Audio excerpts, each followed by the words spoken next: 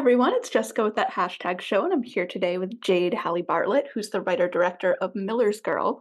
Now, I understand this is a project you've been working on for a while. Let's go all the way back to the beginning. Tell me about your initial idea for the film and how things took off from there.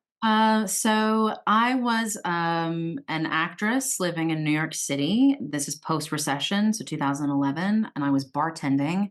I was not getting any work. And so I asked myself what I could do with my certificate of participation from an acting school, which is the extent of my education. So I called uh, a woman I knew named Julianne, who is my muse. She was my muse, still is my muse. And I wanted to build a world around her. I wanted to try to write, and I wasn't a writer till I didn't even become a writer till I was 25 years old, out of necessity because there was nothing else I could do. So I called her and I said, if you could play any character, who would it be? And she said, Rhoda Penmark from The Bad Seed, who, if you remember, is a psychotic killer child. So I was like, great, okay, I'm going to write about the birth of a villain. And Julianne and I went to the same high school. And our high school was way out in the boonies in Tennessee. It was very, very rural, but it was full of incredibly intelligent, talented kids and really talented, amazing teachers. But we were in this strange microcosm just out in the middle of nowhere. So I knew I wanted that to be the setting. And I was like, okay, what's the worst case scenario that isn't murder? It was to me emotional intrigue. This story is a trope, obviously, but this trope is always told by men. And I wanted to tell it from the female gaze. And so I had set out to write the birth of a villain. I wanted Kyra's heart to break and then to see that heartbreak sort of metastasize into scales that grow over her. And as I adapted it to screen, Me Too happened. And then I was like, oh, I didn't write one villain, I wrote two. And I use the word villain lightly because I think that these characters, all of them, do not fit the binary. There's not a perfect victim or a perfect villain in this movie, thank God, because the perfect victim, particularly when it comes to women, I think is incredibly boring. I also think it's dangerous. I think if we keep writing women as the perfect victim, they have no agency. Also, those characters and they're not real. It's just not real life. So as I was developing the script, Jonathan's inability to see what he is my inability to see what he was when I wrote it initially. And then, of course, Beatrice's voice is the voice of reason. And listen, in a script where all of the characters, like the entire court is out of order, Beatrice, despite how cruel she seems, she's the only one with a leg to stand on, you know? Definitely. And Miller's Girl has a very specific style to it because Cairo has this running voiceover narration, there's poetry and a lot of literary references. Do you have a writing background in all of these different kind of things? Were these just styles you wanted to explore? I mean, I consider myself a Southern Gothic writer. I'm from Tennessee. It was really important. I think the South is represented really only one way, and it's not that version of the South doesn't exist, but there are more versions of it. The South is very beautiful and full of incredibly intelligent and diverse people. So I definitely wanted to do a classic Southern Gothic. I wanted it to feel really beautiful. I consider this movie a romantic horror because it's all from her perspective. So I think and I'm talk about the movie in two acts because it is still a play to me. So like the first act of the film is it's all Kyra's perspective. So we even shot it this way. We're looking up at Jonathan in the first half of the movie as she's idealizing him, and that is the romance. Then he does the bad thing, and the camera shifts, right? And now we're looking down at him, and the second half is the horror. The second half is, she's going through Kafka's metamorphosis. She's turning into a bug. And visually, I wanted it to be so beautiful. And the language is deliberately heightened. Like, obviously nobody talks like that. Like, I wanted all of that to be a deception so that you don't see the dagger coming. Like, it's like taking a bite of fruit that you think is sweet, and then you realize that sweetness is rot. Sure. And now for the casting process, when you wrote the characters, did you have a vision in your mind of who would play them? How did Martin Freeman and Jenna Ortega sort of meet those expectations or change your expectations? I wrote a letter to Martin, and I basically was like, I would swim this across the Atlantic to you. Please meet me. And he did. We met on Zoom and we talked for like 2 hours.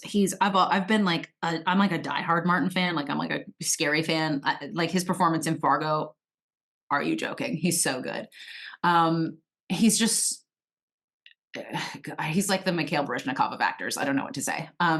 So we spoke for like 2 hours and he really understood the context. He understood the content and he understood the character and he wasn't vilifying Jonathan.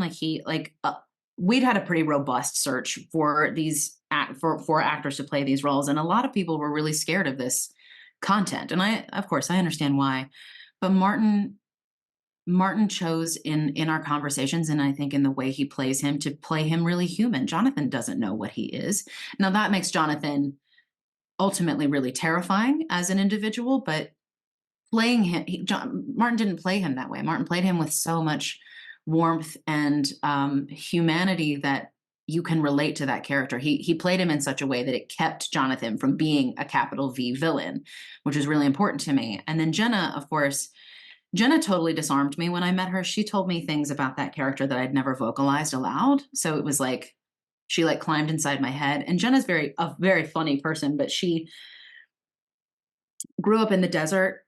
We're very, very similar in ways that I think we both found really striking. And so she also brought such humanity to a character. And it would be so easy to play Cairo, like really arch, really pretentious, kind of melodramatic. But she plays her in a way that I think that most women, regardless of your age, are going to relate to. Like that first kind of being disappointed. I mean, disappointed is such a light word. Being humiliated in that way is so crushing. And her, her heartbreak, you still feel it even at the end of the script, even when she becomes what she becomes, you can still feel that pulse inside of her. And that's just a testament to Jenna's extraordinary talent, because we didn't shoot this movie in order. So she was able to do that, like pull those things from the middle and do it in different sequences. Like she's a savant. They're both extraordinary. Absolutely. And now you were talking about both of these characters having like a villainy type element to them, the Me Too movement, and people even being scared of sort of tackling the topics in this film. Without getting too spoilery here, do you feel like as a creative, it's important to you to present a certain stance or a point of view when tackling these difficult topics? Or do you want to sort of set things up and leave them in a gray area and leave the audience to decide? I really want the audience to decide. I think that I'm not trying to be prescriptive with this story. Like I write about the things that keep me up at night. So I wanted to pose that question, the same question to the audience. And that's why the movie ends the way it does. I don't know what happens beyond that. And that's the question that I have at the end of the movie that I want to discuss with other people and that I hope people discuss. Like, what happens next? Who do they become? And I want them to, I would love for the audience to be able to examine their judgments of these characters and why they make them, when the information that they have is subjective. I hope, there's obviously been there are knee-jerk reactions to this trope every time. I think because it's always from the male gaze, but I hope that people can go in and like let nuance happen, because I think if we don't let women be more than the perfect victim, it's still, I call it the damsel box. It's like it's the same box it's always been, just with different wrapping. Like if we don't let women exist outside of that, then we just, what are we doing? That's fair. That's fair. Now, since this is a project that I always like talking to people who get to write and direct, because it's such like a synergy of your own vision coming together.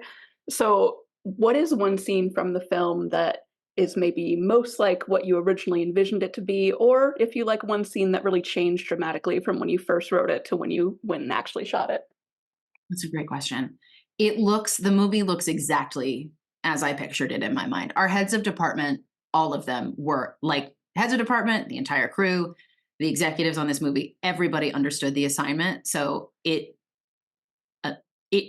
looks, it looks like if I could like project this movie from my eyeballs, that's what it would look like. There's a scene, Oh god. I mean, I'm so like, I hate to, like, drink my own Kool-Aid. I think it's so pretty. I think it's so beautiful. There's a scene when she's standing on the balcony and, like, the camera pushes up through the rain. I remember watching it. She's got a phone on the balcony railing, but it looks like she's missing a hand. So what is, like, really beautiful at first, then looks kind of terrifying, and I love that. Like, I think for me, like, I consider myself a like, I call it, like, romantic horror is what I write. That's what the movie is, obviously. But when the horror that really scares me is stuff like David Lynch, like, stuff that's, like, just left of center that you're like, "What's wrong? What's wrong?" And then you're like having an existential crisis about it. That shot, which is so arresting, is just this much off. And so it like, I don't know, it just leaves you unsettled. It's probably in my top 3 favorite shots in the movie. Absolutely, I love that. Now, final question for you. Why should everybody go watch Miller's Girl? Oh god, it's never been posed to me like that. Don't Because overthink it's it. because it's because it's gonna be in theaters and it's I think it's a really I think the performances are next level. I think that it's so pretty and I think it's just like it's an experience of a Southern Gothic short story that's gonna hopefully punch you in the gut and leave you with a lot of questions. Go see it because the score is so good. The score is insane. Please go see it for the score. If you see it for anything, go see it for the score. You know Which what? was People don't usually tell me that, so there you go. and the score was also I gotta tell you too, this movie is, like, full of my best friends. My parents are in this movie. The woman that wrote the score, Elisa, is my best friend from acting school.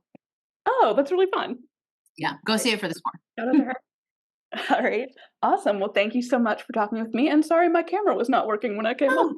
no problems, Jessica. Thank you so much. It was really lovely to meet you. You as well. Have a good day. You too. Okay, bye. Bye.